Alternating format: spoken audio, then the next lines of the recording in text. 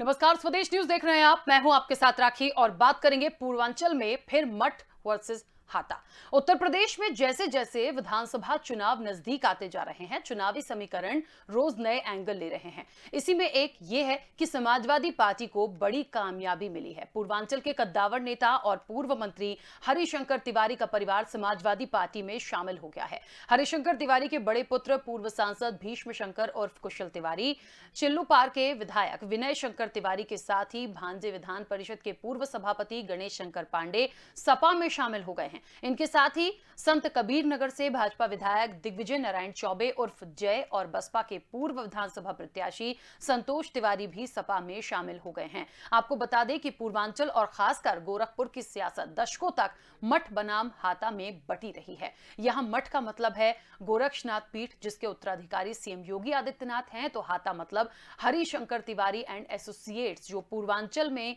सियासत का अहम धड़ा है। हरिशंकर तिवारी ब्राह्मणों के बड़े नेता भी माने जाते हैं। यही वजह रही कि इसके पहले बसपा में उनके परिवार का दबदबा था। अब हरिशंकर तिवारी के परिवार के सपा में आने के बाद क्या होंगे पूर्वांचल के सियासी समीकरण, सपा को कितनी कामयाबी मिलेगी, इन समीकरणों का गोरखपुर के बाहर कितना असर होगा, इस पर हम विस्तार से चर्चा करेंगे। लेकिन उसके पहले कुछ प्रतिक्रिया है, सुनते हैं।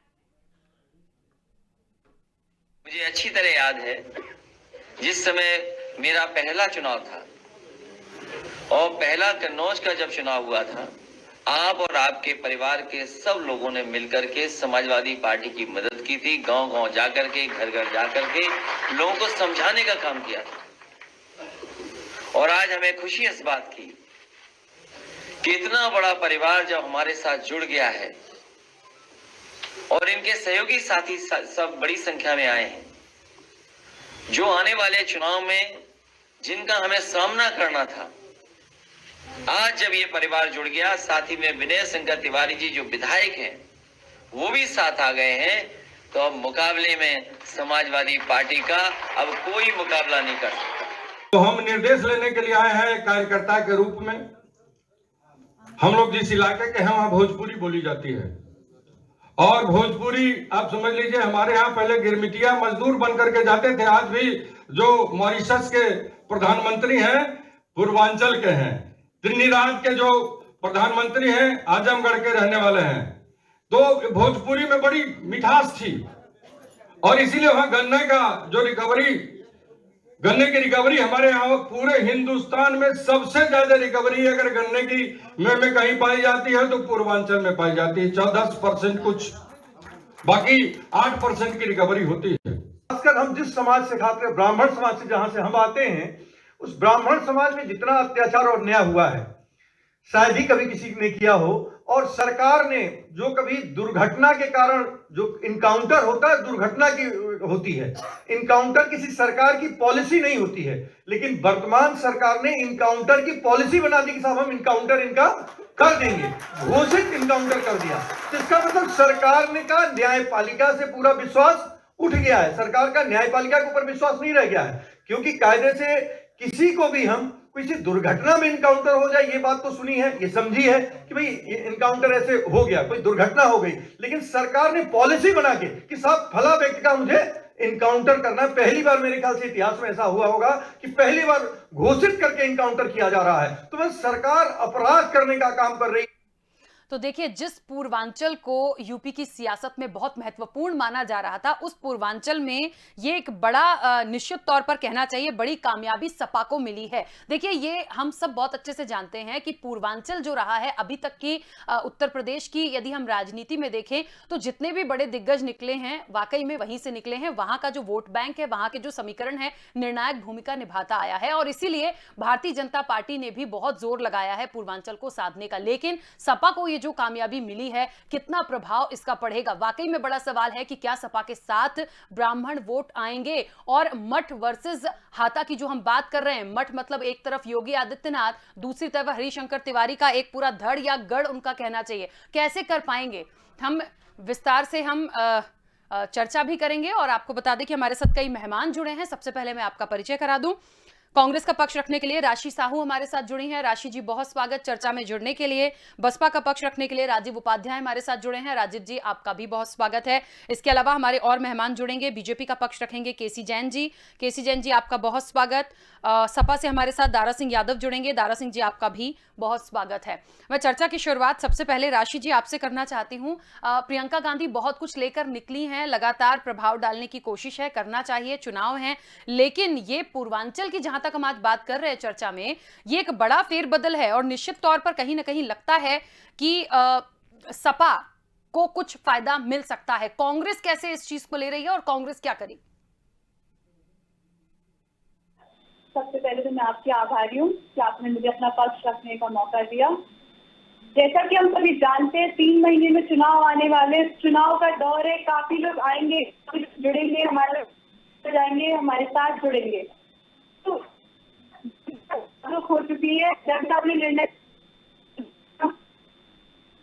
के ऊपर आप कोई भी चुनाव जुमला कुछ भी कह लीजिए, हो चुकी है देश की जनता, मैं तो होंगी पूरे देश की जनता। राशि जी, आपकी आवाज काफी कट के आ रही है। मुझे लग रहा है कुछ नेटवर्क इशू है। प्लीज प्लीज, क्योंकि मैं बिल्कुल समझ नहीं पा रही, आपकी आवाज बिल्कुल प्रॉपर नहीं है। थोड़ा सा देखिए, मैं वापस आती हूँ आपके पास। राजीव जी भी हमारे साथ जुड़े हुए हैं और केसी जैन जी भी जुड़े हुए हैं। राजीव उपाध्याय जी, क्या लगता है आपको कि जिस तरीके से सपा के साथ मुझे लगता है पूर्वांचल में हरिशंकर तिवारी जो नाम है, बहुत ज्यादा मुझे परिचय देने की जरूरत नहीं है, और पूरा का पूरा कुनबा या परिवार यदि शामिल हो गया है, तो क्या इसको सपा की बड़ी मजबूती माना जाए? राकेश जी, आवाज स्पष्ट नहीं आ रहा है। हेलो राजीव जी, मेरा सवाल सुना आपने? आवाज नहीं, आपकी आवाज कट के आ रही है, बड़े डिस्टरबेंस है ऑडियो में। अच्छा, मेरी आवाज प्रॉपर नहीं पहुंच रही है।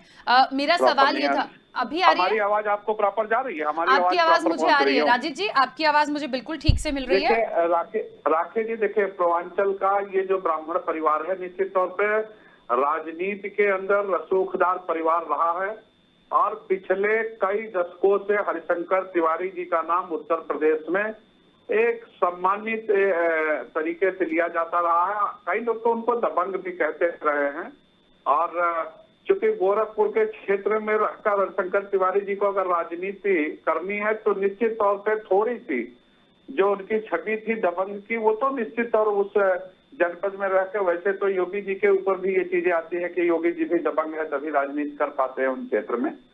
दूसरी पहलू, सबसे बड़ा चीज राकेश जी ये समझिए कि जो विनय शंकर तिवारी जी का वक्तव्य अभी मैं सुन रहा था आपके टीवी के माध्यम से, विनय शंकर जी एक चीज स्पष्ट कह रहे थे कि उत्तर प्रदेश में जो ब्राह्मणों की आज स्थिति बनी हुई है, जिस तरह से योगी सरकार ने ब्राह्मणों के ऊपर चुन चुन करके अत्याचार किया और इनकाउंटर करने का काम किया, आप समझ लीजिए कि कोई आतंकवादी जब पकड़ा जाता है, भारत के अंदर आतंकवादी गतिविधियों में लिप्त पाया गया व्यक्ति के ऊपर 4-4 साल, 3-3 साल, 2-2 साल ट्रायल मुकदमे होते हैं। लेकिन ब्राह्मण परिवार का व्यक्ति अगर किसी बड़े घटना में, छोटी घटना में पाया गया तो गाड़ी पलटी या जो भी हुआ, इस तरह की घटनाएं कर करके और उनका इनकाउंटर किया गया, उनको तंग किया गया। और एक नहीं, गोरखपुर में जिस तरह से प्रताड़ित हुआ ब्राह्मण परिवार, लखनऊ के अंदर जिस तरह से ब्राह्मणों का अपमान और अत्याचार किया गया, भदोही के अंदर जिस तरह से हुआ, कानपुर के अंदर जिस तरह से हुआ, बदायूं बलिया के अंदर जिस तरह से ब्राह्मणों के ऊपर अत्याचार हुआ, और सबसे दुखद एक अत्याचार हुआ महोबा और हमीरपुर के बीच में एक तिवारी परिवार था, जिसका वांछित व्यक्ति आईपीएस है और सरकार उसके ऊपर कार्रवाई नहीं कर रही है। इससे वो परिवार किस तरह से पीड़ित और दुखी होगा, ये आप खुद अंदाजा लगा सकते हैं। तो कहीं ना कहीं ब्राह्मणों के बीच में इस तरह का संदेश है कि हमारे ऊपर भारतीय जनता पार्टी ठीक से, भारतीय जनता पार्टी का जो व्यवहार है, जो सरकार का व्यवहार है उत्तर प्रदेश सरकार का, निश्चित तौर पे ब्राह्मणों के साथ नहीं बल्कि ब्राह्मण विरोधी एक छवि दर्शाया, और उसी का कारण है कि ये दल बदल जो है इधर से उधर चल रहा है। निश्चित तौर पे अभी कई ब्राह्मण नेता भारतीय जनता पार्टी को छोड़ करके और अन्य दलों में जाएंगे, चाहे हमारा दल हो, चाहे समाजवादी पार्टी हो, कांग्रेस हो, इन दलों में जाएंगे। चुनाव आने दीजिए, आचार संहिता लागू होने दीजिए, घोषणा होने दीजिए चुनाव। अभी तो बहुत सारे विधायक इनके डर डर के जी रहे हैं।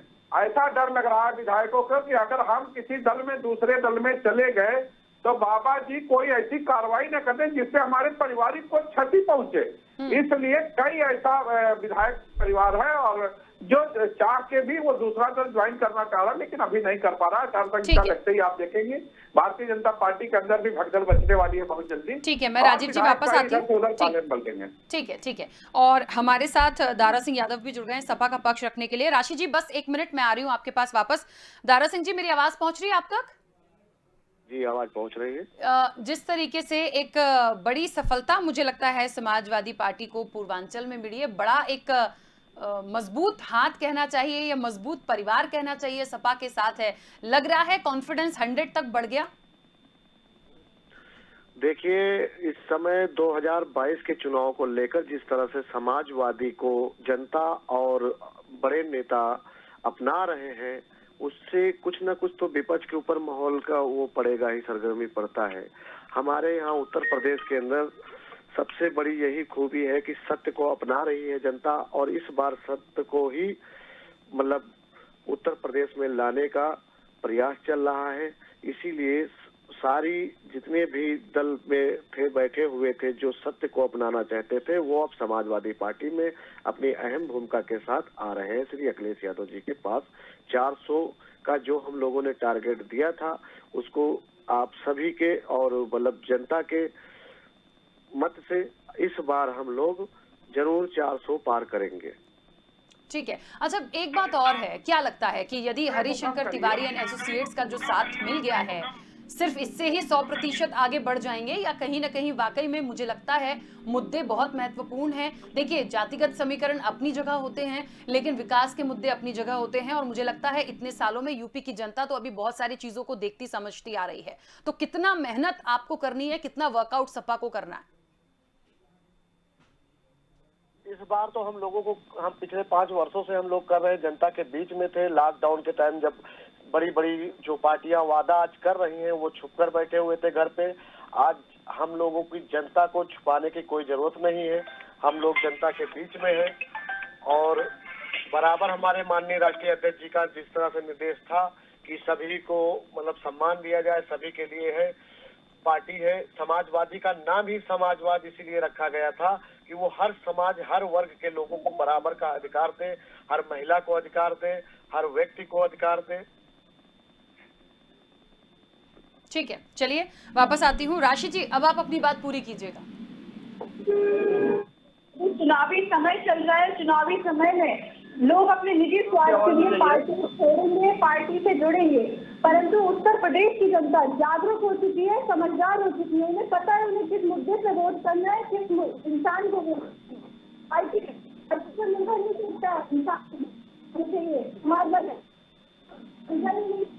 नेता बोलते हैं लड़कों को अपराध करने दीजिए, कभी कपड़ों पर व्यंग कसते हैं। भाजपा के नेता है कपड़ों पर व्यंग कसते हैं। इन लोगों के पास अपना विजन ही नहीं है।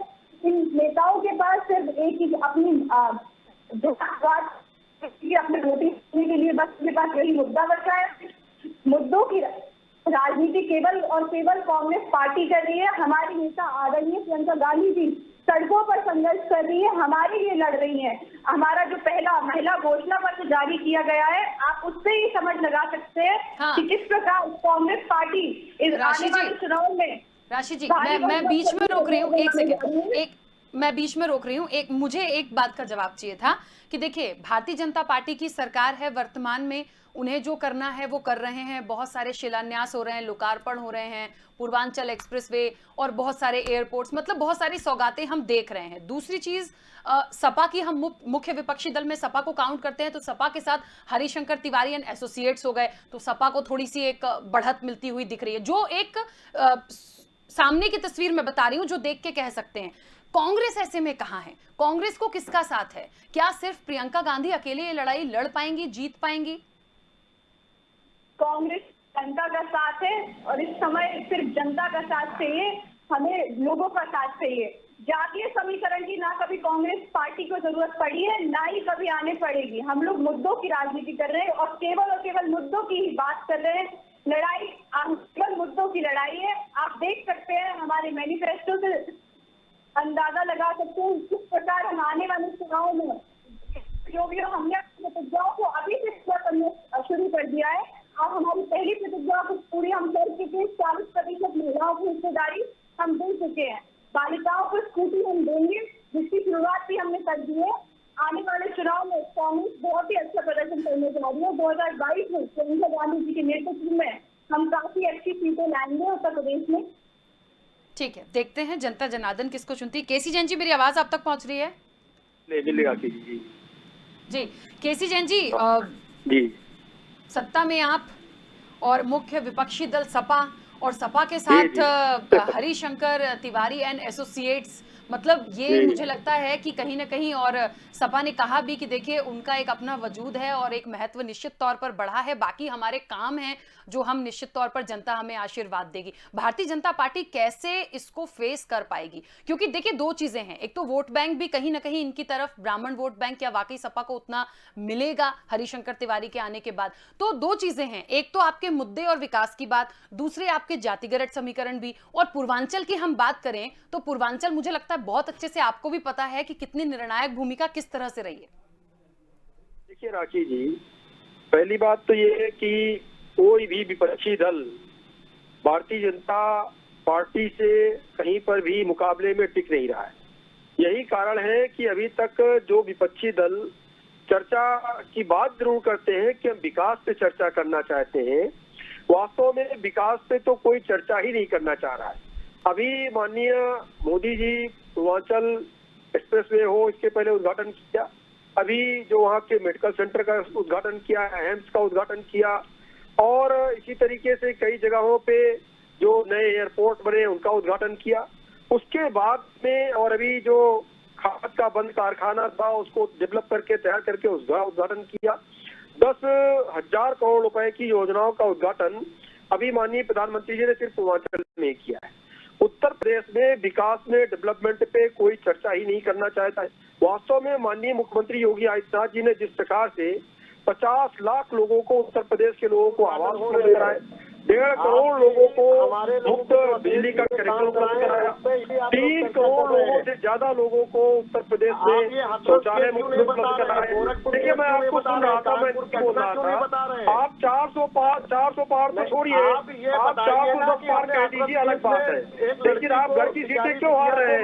ये समाजवादी पार्टी के लोग, चाहे इनके धर्मेंद्र जी हो, चाहे अंजन जी हो, चाहे डिम्पल जी हो, वास्तव में जनता का, अरे सुन लीजिए, मुझे लगता है एक एक करके अपनी बात रखिए ना। सभी ने अपने अपने समय में बोला, मैंने सभी को समय दिया, एक एक करके बोलिए। राखी जी, आधे घंटे की डिबेट में मुझे 2 मिनट बोल, मैं सबको सुन रहा था, मेरी बात को सुन ले, फिर जो प्रश्न करेंगे उसका मैं जवाब देने के लिए बैठा हुआ हूँ। देखिए उत्तर प्रदेश में माननीय योगी आदित्यनाथ जी के नेतृत्व में लगातार उत्तर प्रदेश विकास कर रहा है, डेवलपमेंट हो रहा है, इसीलिए कोई विकास पे चर्चा नहीं करना चाहता है। माननीय जो पूर्व मुख्यमंत्री जी रहे अखिलेश जी, वो जिन्ना पे चर्चा छोड़ देते हैं। इसी तरीके से जो कांग्रेस है, कांग्रेस तो कंफ्यूज्ड है, कभी एसपी की तारीफ करते हैं, कभी सपा की तारीफ करते हैं, कभी दोनों की बुराई करते हैं बुकलेट ला करके कि नहीं ये तो भ्रष्टाचारी पार्टियां हैं। अरे भ्रष्टाचारी पार्टियां हैं तो आपने 2017 में इनके साथ गठबंधन क्यों किया था? अब ये भ्रष्टाचारी नहीं थे अखिलेश जी, अब ये भ्रष्टाचारी हो गए। तो पूर्ण रूप से हर तरीके से कांग्रेस कंफ्यूज है। जब किसान बिल आया तो कहा नहीं आना चाहिए, जब किसान बिल वापस लिया तब भी ये कंफ्यूज कह रहे नहीं मुझे तो चर्चा करनी, किसान बिल वापस क्यों ले लिया, किसान बिल वापस ले लेना चाहिए। दरअसल ये मुद्दा विहीन पार्टियां हो गई हैं, विपक्ष पूर्ण रूप से मुद्दा विहीन हो गया है। पेट्रोल डीजल के दाम जिस दिन माननीय योगी आदित्यनाथ जी ने 12-12 रुपए कम किए, उस दिन इनका महंगाई का मुद्दा डीजल पेट्रोल का खत्म हो गया। किसान बिल वापस हुआ, किसानों का मुद्दा खत्म हो गया। अब ये चर्चा किस पे करें? विकास पे चर्चा करने के लायक नहीं है। और हम तो कहते हैं इनको तो 410 केसी जैन जी, मुझे तो ये बताइए कि हरिशंकर तिवारी एंड एसोसिएट्स हम जिसकी बात कर रहे हैं, उनके आने के बाद सपा में और भारतीय जनता पार्टी, ये जो इनका जो सपा और इनका जो गठबंधन हुआ है गोरखपुर के बाहर, इसका कितना असर होगा?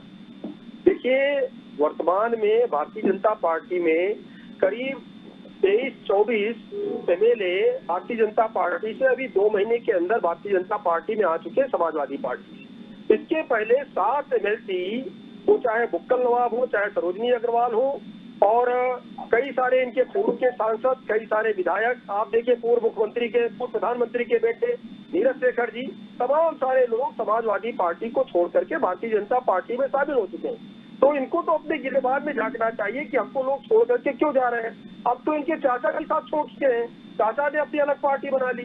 तो समाजवादी पार्टी को मंथन करने की आवश्यकता है कि हमसे आखिर लोग टूट करके क्यों जा रहे हैं। और अब ये अगर कोई एक इनके पास कोई पहुंच जाता है तो ये गुणगान करते कि अरे मेरी पार्टी तो बहुत बड़ी पार्टी हो गई। अरे आपकी पार्टी से 30-35 विधायक जो टूट करके आए हैं उनके लिए आप क्या करेंगे? एक दो लोग आपके पास पहुंच रहे हैं, आपको बधाई उसके लिए, लेकिन कुछ काम भी तो करिए। घर की आप सीटें हार जाते हैं, डिम्पल जी हार जाती हैं, अक्षय जी हार जाते हैं, धर्मेंद्र जी हार जाते हैं, जिसका यादव जी गम करते हैं। राशि जी कुछ कह रही है, बोलिए। ठीक है केसी जैन जी। हार जाते, मंथन करने की उनको आवश्यकता है, दम्भ भरने की आवश्यकता नहीं है। तो उत्तर प्रदेश में हम 410 सीटें ले आएंगे। जहाँ पे 430 सीटें हैं वहाँ पे 400 प्लस यानी कि 410 का दावा करते हैं। तो इनके झूठे वादे, झूठे काम जिस प्रकार से रहे उसी तरीके से जनता को बदला रहे हैं कि नहीं। उत्तर प्रदेश में तो 430 से 410 सीटें हो गई। ठीक है केसी जैन जी, ठीक है, चलिए दारा सिंह जी अपनी बात पूरी कीजिए। राखी जी, मैं यही कह रहा हूँ कि जैसे कि अभी जैन जी ने जो कह रहे हैं कि मैं विकास पे बात करता हूँ, मैं मुद्दों पे बात करता हूँ, तो इनसे यही मैं पूछना चाहता हूँ कि आप हाथरस को क्यों नहीं मेंशन कर रहे हैं? आप कानपुर को क्यों नहीं मेंशन कर रहे हैं? आप क्या कहते हैं गोरखपुर का कांड क्यों नहीं मेंशन करते हैं कि हमारे ही राज्य में हुआ है? आप समाजवादी पे उंगली उठाने से पहले ये तो देख लो कि आपके द्वारा कौन सा कार्य कराया गया। आज सड़कों पे चलना मुश्किल हो गया है, लोगों को फसल बचाना किसानों को मुश्किल हो गया है। जिस तरह से उनकी फसलें सांड द्वारा बर्बाद की जा रही है, उन पर आपने क्या किया? आपने सड़कों को लेकर क्या किया? बच्चों की पढ़ाई पर लेकर क्या किया? आज तक आपने कोई ऐसा बताया? आप सिर्फ जो जनता का पैसा था उससे सिर्फ होल्डिंग, और वो भी जब भी कोई मुद्दा उठाया जाता है हमारे यहाँ पे, जब भी कोई, बोलिए दारा सिंह जी बोलिए। कार्रवाई कर रहे हैं। जी जी, तो वही मैं कह रहा हूँ कि जो मुद्दों पे बात हम कर रहे हैं उन मुद्दों पे क्यों नहीं आते हैं? कौन सी कार्रवाई की गई, कहाँ पे की गई, कितने किसान फांसी लगा लिए? जैन जी, अरे थोड़ा तो समाज को देख के चलिए, जनता को देखिए।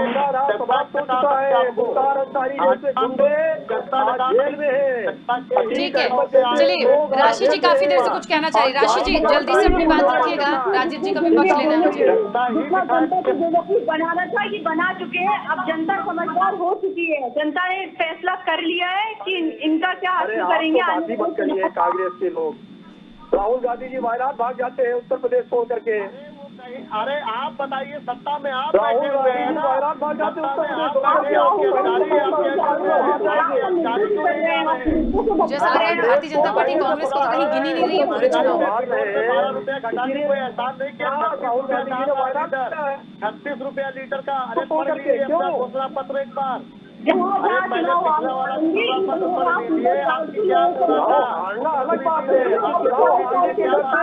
पहले से डिसीजन लेने का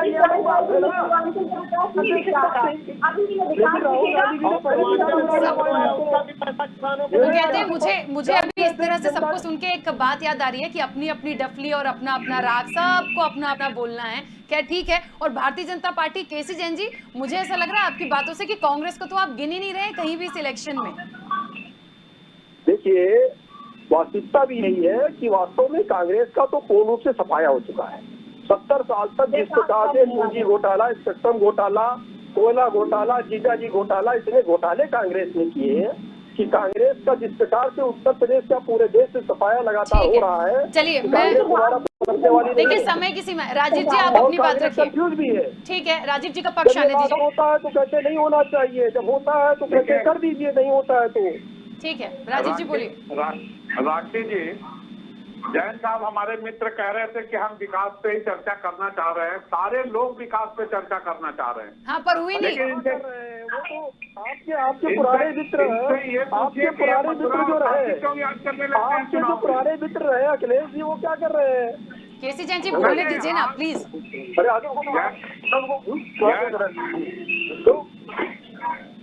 राजीव जी बोल लीजिए, समय की सीमा है, वो नहीं चुप होंगे। करना चाह रहे हैं वो तो जिला का मुद्दा लेके आ रहे हैं, विकास का मुद्दा कहाँ लेके आ रहे हैं?